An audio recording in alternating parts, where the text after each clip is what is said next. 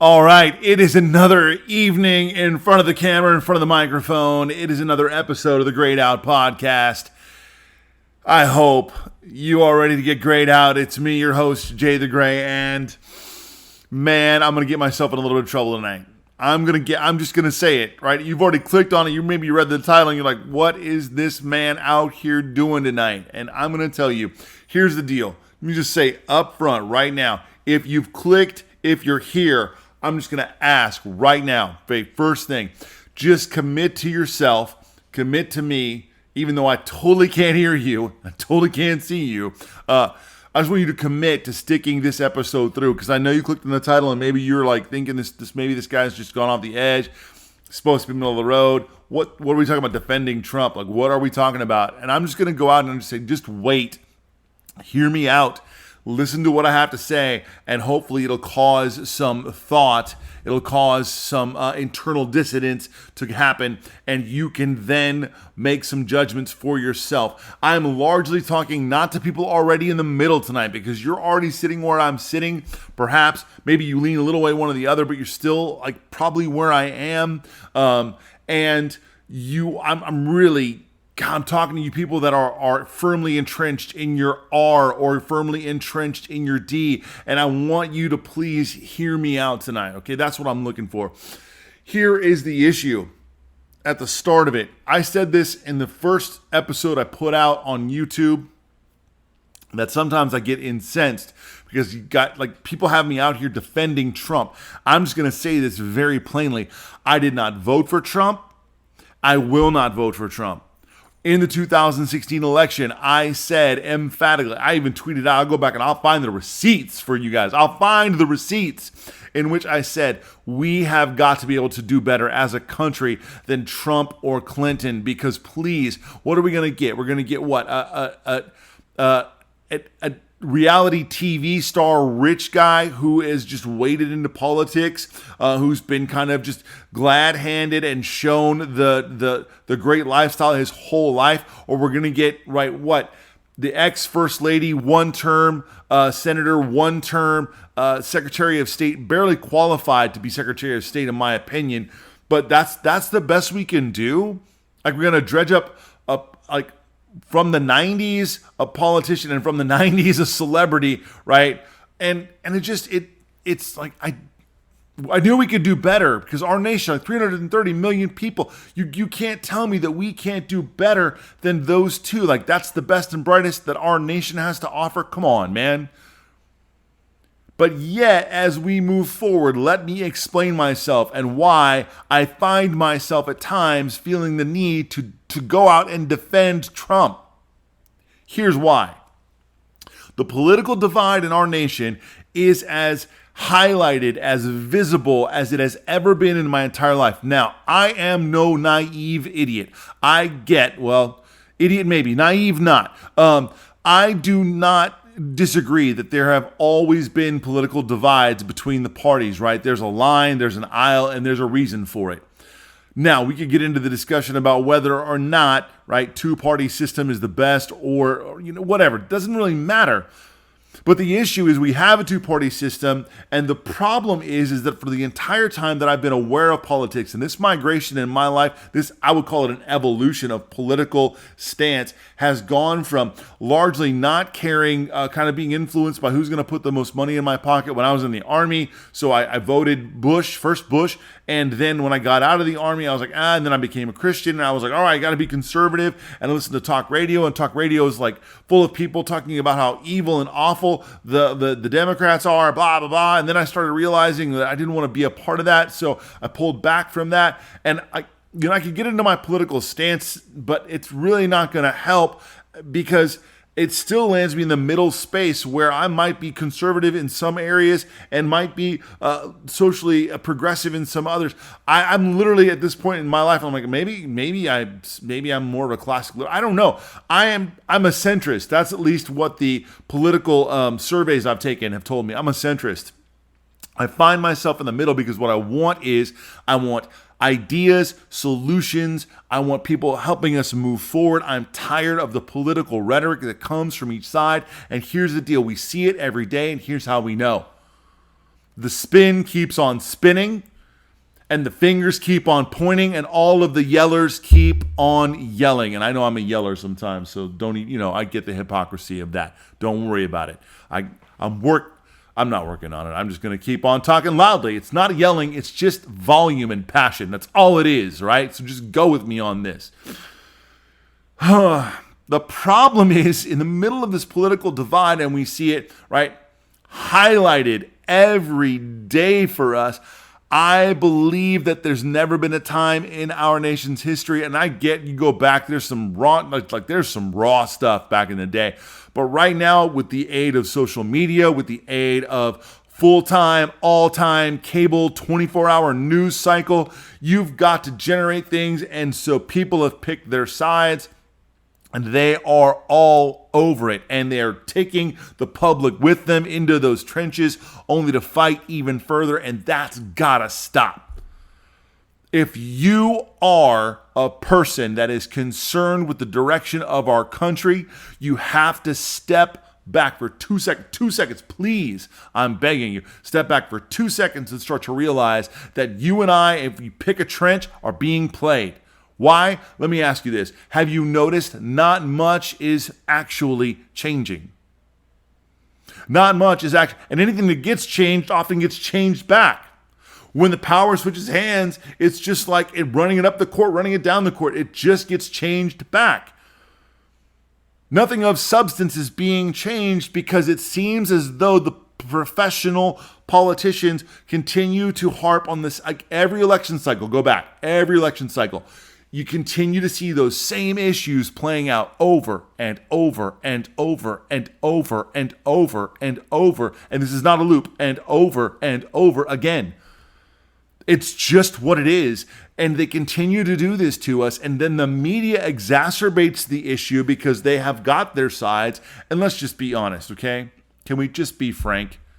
Let's all be very clear. I'm speaking from a perspective that says, I understand that Fox News, One American News Network, and all of these things, they're right-leaning, right? They are in the camp of the conservative movement.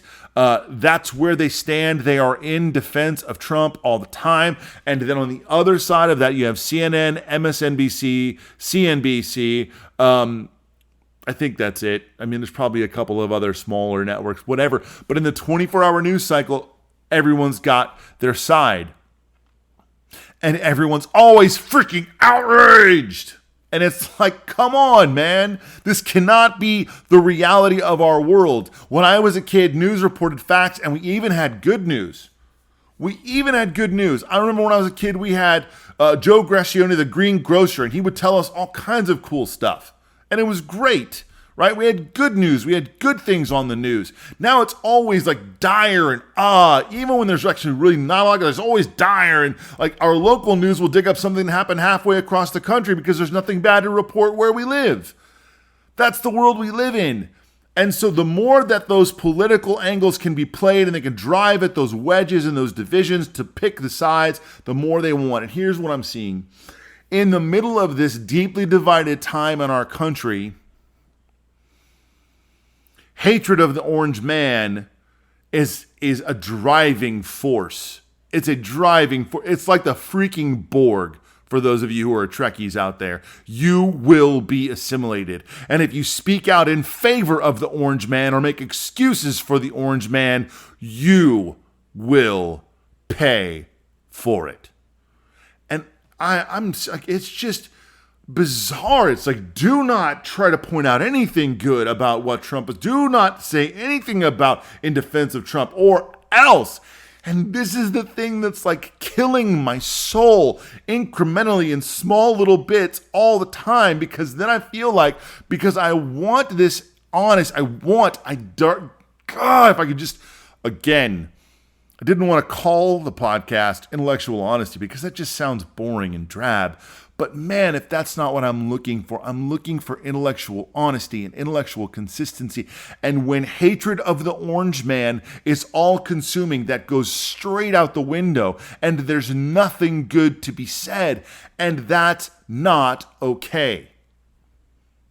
because it not only affects how our society runs, it affects interpersonal relationships, family relationships, friendships, coworkers. All of these things are impacted by people's thoughts about the president. And if you're not on the same team, man, it just can get so bad. And people can be like so divided over this, and it's so bizarre to me. And there have been a few times in the recent months, and even in the past, where I've come out and said, "Well, hold on," and I've just been like, "Wait, whoa! I didn't vote for the guy. Dang, man, can we just calm down for 2 seconds, please?" So one more time, let me say this: I did not vote for Trump, and I will not vote for Trump in the fall. I voted for a third party in 2016. I'll probably find another third party that will like maybe somewhat line up. And I realize people are, well, that's a wasted vote. Well, I live in California, bro. Electoral college, my vote's like not really, unless everyone's swinging like, oh, well, the red pill in California. Maybe. I don't know. Maybe. I don't think so. I don't think so, man. But, hey, it's always good to have your hopes set going forward. What I'm getting at is the hatred of Trump does not actually help anything. And I feel like the people that hate Trump the most, they just can't see that. I really feel that they think that their visceral hatred of the president will actually solve a thing. And if they're angry enough and loud enough and mad enough and they point at people enough and I guess try to shame them enough, that will somehow solve the issues. And I don't get just like, but all it does, if you're a Trump hater, you're just going to continue to find reasons to hate the guy. And all that does is make people who want to defend Trump want to defend him even more. And then, honestly, what it does is it drags people like me who are standing in the middle going, you're going a little bit too far. You're just going a little bit too far. I'll give you a couple examples. Okay, first example of how bizarre this gets. President goes on TV, news conference, talking with some medical people that are sitting off to the side, and he is talking to them about the things they've been just talking about. And he says, with the UV light and possibly killing you with UV light, and then there's UV, there's UV infusion, and there is, do we understand there actually is UV infusion, therapies and technologies, that really is the thing, medically. And so he's like, you can do this, this thing. And then he's like, and then with the disinfectants, I don't know, is there somewhere is that, he's talking it all through. And of course, everyone freaks out and starts talking about how the president is telling people to huff Lysol or drink bleach or, I don't know, snort hydrogen peroxide. I'm not sure. Everyone's like, the president's telling people to ingest disinfectants. And I'm like, did any one of you people that are wigging out about this actually watch the video? Because if you watch the video and you're just an honest, normal, English-speaking human being, in your mind that is not at all what that man said. But if your hatred is so in front of your face and you're just clouded by it, then you're going to see that and you're going to hold on to it. And that's the problem. That's the problem. And then when people go and here's, I was like, people need to kind of not freak out. And I posted some social media stuff about not freaking out. And it was mostly it was civil. The discourse was pretty civil, but still you get nervous about, just even this, right? Even making this episode, I'm stepping out here. This is a little bit, I'm going to get socked in the jaw. What's going to happen? I'm not sure, because people have issues if you try to point out objective facts sometimes, because it doesn't match. And I get there's time and place for it. And I get that, this is not in wholesale defense of my fanship for the president. What I'm saying is, your hatred of the president, hatred of the man, a political figure, actually doesn't help you or anyone else around you other than the people you agree with. And you guys can all commiserate about how horrible he is. And shake your fists, I guess. But it doesn't actually help the discourse in our country. It just moves further away from actually like discussing things. So there's that episode about the freaking, disinfectant. And then there's the whole like hydroxychloroquine thing, which was like another issue. And I realized these are just two like this is like very recent stuff. This is why I bring it up, because I think it's freshest in everyone. I mean, there's some other stuff, and I'll get to that in just a minute. But these are two examples where I feel like he said things that were not factually untrue. And yet a lot of people went out of their way to point out that they were factually untrue. And they wanted so bad for him to be a liar or to be telling people bad things that they were willing to go to great lengths, to the degree that when the president mentioned hydroxychloroquine. Now, let me point out to you that you're listening, those of you who've made it this far. Hydroxychloroquine is a drug that's been on the market, approved by the FDA for over 50 years. It's in common use for things like malaria and lupus. Like, it's not some new, experimental drug. This is a time-tested therapeutic drug for certain things. And there were anecdotal studies at the time that this may be a good preventative measure, not a cure, but a preventative measure to diminish the impact of the COVID-19 infection or virus. So all of this is going on, and they're saying all these things, and now we're seeing they're like, oh, well, it wasn't as, like, we made it out to be really bad because we didn't want the president to look good, and then now they're having to backpedal a lot of this data. Even to the point where Bill Maher, noted progressive pundit, probably classic liberal, but progressive pundit, along with a guy named Matt Taibbi from Rolling Stone. And I put this in another article. I'll put that back up here, where they literally, seriously had a conversation about how they couldn't find any information on hydroxychloroquine in any U.S.-based news outlets' information because everything was just completely biased. Okay? Everything was just completely biased because the president had said it was good. Everyone who hated the president or was anti-Trump was going to go out of their way to point out that it was bad. And everyone who was pro-Trump was going to try and point out that it was good. So you could not get any objective information about the medicine from U.S. news sources. How sad is that?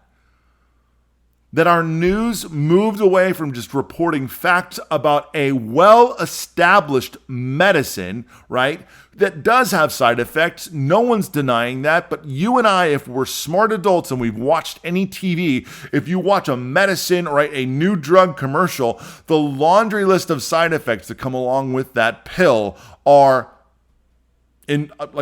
borderline innumerable, because all the way up to you could die. Pretty much this may cure your issue, but it's going to give you this laundry list of side effects and maybe kill you. We're not sure. But if anything goes wrong, call your doctor. You're like, oh, well, that's reassuring. So everyone's acting like, oh my gosh, this medicine has side effects, as though it's the only one. Everyone's clutching their pearls over hydroxychloroquine. And then, of course, you have the couple in Arizona that drink fish tank cleaner, fish I mean, if there were fish lice, it'd be like a fish delousing chemical. It's supposed to rid the tank and the fish of whatever, little parasites. And these people thought it's got hydroxychloroquine in it, which, it's, yeah. So you probably, the bottle says don't drink it, and they drank it. Then they kind of find out that the wife was a massive Democratic donor, and now she's under investigation for murder, and that's pretty interesting. It's bizarre. But everyone freaked out about how these people did this because the president said to do it. And it was wait a minute, that just doesn't seem logical. That's a very far leap to get from what he even said to this. And given the fact that it's fish tank cleaner, but still, when you pointed that out, everyone was flip out on you, or the fact, even when Snopes went out and everyone was talking about how, Trump fired the pandemic response team. But he didn't fire this pandemic response team. Even Snopes, right, which is no like bastion of right-wing conservative, ideology. They're like, yeah, no, that's actually not wholly true. What he did was he moved that organization under the leadership of he like literally just shifted it over to another organization, and everyone that worked there, other than I think the one person who was an Obama appointee, he fired her and replaced her with someone, which happens all the time. Like people like freaked out about that. Like they just disbanded this whole thing and they made this big like issue over it. And then when you point that out, like, well, actually he moved it. Oh, don't you like, and it's like, wait, no, I'm just pointing out this objective fact that it's not quite, maybe it was probably not a wise move to do because it looks not great and maybe it doesn't quite get the same funding and I'm not sure, but it didn't fire everybody, which was the headline. And then of course, when it gets pointed out that that's not the truth, there's no balanced retraction or apology or correction. It just kind of goes away. It's just no longer talked about. That's how we resolve the issue. So here what I'm saying is like, this does not give me great joy to come out and say like, oh, look at all these things about Trump. But I'm just saying like when we get so myopic in our hatred of a political figure that it changes the way we're able to discourse with other people, right? When we're unable to dialogue around, issues, ideas, facts, objective things, not necessarily only subjective things, but have objective conversations about what we're actually reading because we're only being given the angles that suit the narratives for the networks and the way they want to freaking. And of course, most people that are in their trenches, they won't watch another network. Right? People that are super hyper, conservative, they don't really want to watch Fox because that's their truth. That's going to give them their truth. And people that are liberal are going to watch CNN and MSNBC because that's going to feed them, right? They're like, yes, Trump bad, and yes, Trump good, and that's it. And what about the rest of us? Right? We get like literally a load of biased crap from both sides. And we're supposed to sift through that? Like, you see where I'm going with this? Is just like, it just doesn't work. There's just so little honesty amidst the intense amount of scrutiny on the president. I mean, you look like all through these different things about like, oh my gosh, there's 17,000 lies. I'm like, you know what? That's just an exaggeration. I hate to say it, but that's just an exaggeration because the 17,000 lies include honest mistakes, exaggerations, misspeak. Like anytime he says anything that the media says is untrue, it gets counted as a lie. That's unfair. Like that's just not a realistic standard to hold anyone to. Here's the deal. Now, some of you are screaming right now. If you've committed to listening, you're listening like either you're ready to like shut it down. You're like, clearly this guy's in the right-wing camp and he's a Trump boy fan, blah, blah, blah, blah, blah. I get it. He's got severe issues. There are issues for days when it comes to the president. He's got problems. He's a bloviating idiot at times. He says things that are just completely out of control. I've said to my wife, what that man needs is someone waiting in his office for when he walks in. Okay, here's a great example. The other day, he gets on TV, and he says, the MAGA loves the black people. Just facepalm, man, just whack. He needs someone standing in his office to come in from those moments and smack the taste out of his mouth and be like, Mr. President, please stand still. Whack! You can't say stupid crap like that, sir. That's just dumb. That he needs to pay someone to do that to him. But here's the deal. Yes, you can argue that man is a bloviating, blow-hearted, big-egoed. I wouldn't even disagree that narcissist. He's probably, yes, narcissist. But what did anyone expect after electing someone who literally has been raised to believe that he is the most important man in any room ever that he's ever been in?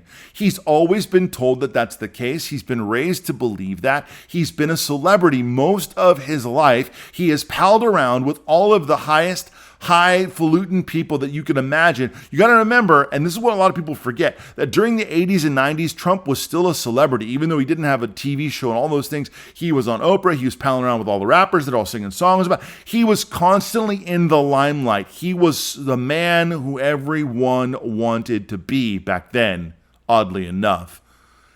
Now he's a racist president.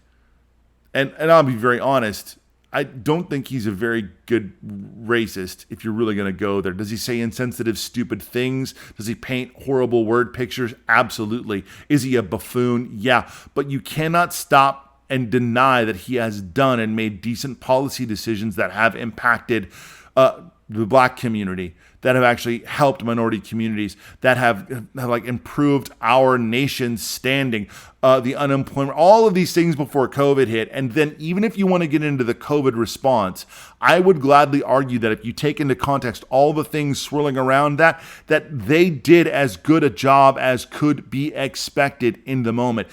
If you want to get into that, and I'm going to probably do an episode a little bit later when we can kind of like step back from all of the things that are going on and look at COVID objectively and go, really what's at work is a difference in perspective on how governance works and the demands of what the federal government's obligated to do versus the states and local governments. And so that's really a huge deal. And if you take that into account and you look at all of the facts, and this is not like COVID-19 is a scientific issue. It is not an emotional issue. And for everyone screaming about how Donald Trump has blood on his hands, every president that's come before him would have blood on their hands too. And you cannot deny that. And if you do, I don't know what to say. I really can't, like, there's no objective way to look at it and go, could there have been some things better? Sure. But what some people are asking is so ridiculous. And I think Congressman Dan Crenshaw did a good job kind of responding contextually. Are there mistakes? Are there areas where there could have tightened up and there could have been better things said? Yes. And I think that's the problem, is a lot of people pointed at what Trump was saying versus what was actually happening. And there's a big issue there. And I get it's not perfect. But if literally your standard is perfection, I hope that you're prepared to admit that every president ever would have had the same basic results. Right? There would have been as many problems. It wouldn't have mattered. So, that said, we can turn all those things over and over. It doesn't really matter. All I'm getting at is, when there's that level of scrutiny and it's that intense and there's no honesty, there's no admission, there's no retraction, and there's no nuance allowed, and everyone just like tries to gotcha the president and look at it from that perspective, or they try to defend the whole president wholesale. That's all you're doing. When it's that divided and the hatred of Trump is so strong, all that does is lead to a stronger defense of Trump, and all you have is the sides drawing longer, deeper lines in the sand trying to make their point valid. And that is not going to help our nation move forward. And so for us, we have got to address this in a very straightforward way. And I think that requires us to stand up and say, stop with your obsessive orange man bad. And like, don't even get me started going down, oh, well, then you're going to vote for Biden. No, because you know what? Orange man, meh. That's my stance on orange man, right? Trump, meh. Biden, meh. It's literally the same dude. I've never understood this watching the primaries go down and how like the Democrats constantly complain about Trump being, the party of the Republicans and the old white man, and then their response is an older, whiter man. And I just am like, how does that work? How does that better? Again, like seriously, like you bypassed like people like Tulsi Gabbard and Pete Buttigieg, and Klobuchar's got her own issues, but like there were a lot of people that the Democrats could have rallied around that were people with ideas and solutions. I mean, even Eric Yang, right? I'm not a fan necessarily of Eric Yang. I think there's some good stuff, like anyone. There's like good and bad. If I had to pick someone out of the Democratic primary runners, I was like, I like Tulsi Gabbard. She's a veteran. She's got a good head on her shoulders. She seems to have some decent ideas. Like, I'd be down with that. But then, boom, she's gone. Well, I feel like it's just, again, the establishment saying, Joe, it's Joe's turn. It's Joe's turn. He's been super faithful, but that dude hasn't done anything for 40 years. He's been in the Senate almost my entire life. And what is he most known for? I mean, honestly, like penning one of the worst potential disastrous bills harming the black community it's just, and yet gets a pass because he was the vice president, I guess, for Barack Obama. I just don't these are the things I don't understand. I'm like, how are we going to get better if we just keep going in circles and everyone gets their turn? You've been faithful and hanging out long enough. You get to run for president now. I don't know. And they're talking about Trump misspeaks. Man, you guys, if they elect Biden, it's just going to turn on its head, and then the Republicans are going to be on the attack, saying, literally, Biden is probably most well-known. He's probably one of the most well-known politicians for his gaffes and his inability to speak eloquently. Like, that's just not his gig. But he'll get a pass, and there it is. There again, like it'll role reversal. Right? People that are attacking Trump now will go to bat and they will defend Biden with everything they got. And the news networks defending Trump will go on the attack against Biden. And it's just one big, sick, twisted, psychotic merry-go-round of politics. And nothing's getting better, man. So here's what we got to do. I'm just going to say to my Republican friends, Trump has got issues. And you got to come out and say Trump's got issues. You just got to say it, man. The guy is probably not the ideal president. And you might like the way that he just says what he says. Yeah, but come on, man. Your boss couldn't get away with that, just saying what he wanted to say. Your boss would get fired. Your boss couldn't just say crazy crap out of the side of his head, be on Twitter saying nutty things. Like, he just got, he has zero thick skin. His skin is so thin. Anyone says anything, he's like firing back on Twitter, and it's just ridiculous. Like, you got to be bigger than that. You got to lead, man. Come on. You can't say MAGA loves the black. Like that's just when he said that. I literally was like, I just am. And then you can't. God, this is what got me so mad this week. I'm just gonna say it. I don't want to have a lot of time. I want to close out, but this is where I really I was like, I'm so done with this dude. Like, there's nothing. But I can barely find anything redeemable. When you go on the offensive against Colin Powell. Colin Powell, man. Colin Powell. That man's a national treasure. Colin Powell's amazing. You shut your mouth. We love Colin Powell. You just take that and you better pound. I just was so mad. I was so mad. Anyway, to my Republican friends, Trump has issues. So just own it. Just own it. Yeah, dude's got issues. Maybe you're fine with the president that has issues. Just own it. The man has issues. Stop trying to defend him wholesale and admit that he has issues. And there are definitely areas where the guy is just he's not great. Has he done some good? Yes. So to my Democrat friends, I say, see above, right? See, yes, Trump has issues and plenty to choose from. So stop making more up. Stop being dishonest. Stop being intellectually inconsistent and giving one politician that you like because of the letter behind their name benefit of the doubt. But when Trump does the same thing, you're like, nope, bad. Like, come on, man. Let's just see some wholesale honesty. Yes, there are issues. Stop making more up than there are. And also, please, can you just admit some of the good things that have happened? Unemployment, right? The economy definitely was on the rebound. The jobs had been coming back from overseas. Like, there were things that happened that were good prior to the coronavirus pandemic, and then all of these issues that have been happening over the last few weeks since George Floyd's death, which, right, that is not a presidential issue. That happened, right, in Minneapolis, a Minneapolis issue. It is a societal issue. It's not necessarily a political issue. It's a people issue. But all those things, right? There are issues. We don't need to make more issues up, and you need to admit the good that happens. That's the only way we have good conversations. That's the only way we make things work. That's the only way our nation moves forward. Again, ideological lines in the sand will only get deeper and longer if we continue to just point at the other side and say they're evil, awful. They are the bad team. We are the good team. We are the super friends, and they're the Legion of Doom. And that's the cycle over and over and over and over and over again. So all that said, most importantly out of all of this, I and this is like the honest truth. Like this is where I get like real like quiet and I want to just speak. The most important thing is, please, you have relationships, family, friends, co-workers, neighbors that do not think like you. And you may distance yourself from them, or you may treat them differently because of your political beliefs. And I realize it's probably that's not super common, but like you got to be able to have those conversations and treat people with decency, even if they fall in. I've watched it on some of our social media, networks for neighborhoods, like Good Neighbors, Facebook groups for our city, and it just gets ugly so fast.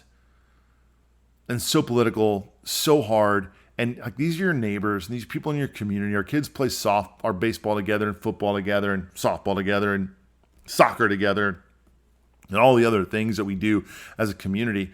And yet here we are bickering over politics because you assume either everyone thinks like you and you dislike people who don't. And it's like, that's not going to help us. So if you want to help, be a help. All right, if you really want to help, we need to start looking at, maybe there's a year where we need to start really campaigning around an idea about maybe zero incumbents, no incumbents this year. Everyone goes and we'll start fresh and see what happens. I'm just throwing it out there. All that to say is, so let's just be better. Let's be better in how we treat people, be better to one another, be better neighbors, better friends, better people in spite of the political differences. And in fact, the differences that we have should never inform how we treat people personally. So that said, be better today, better tomorrow, the day after that. I'm Jay the Gray, and you have been grayed out.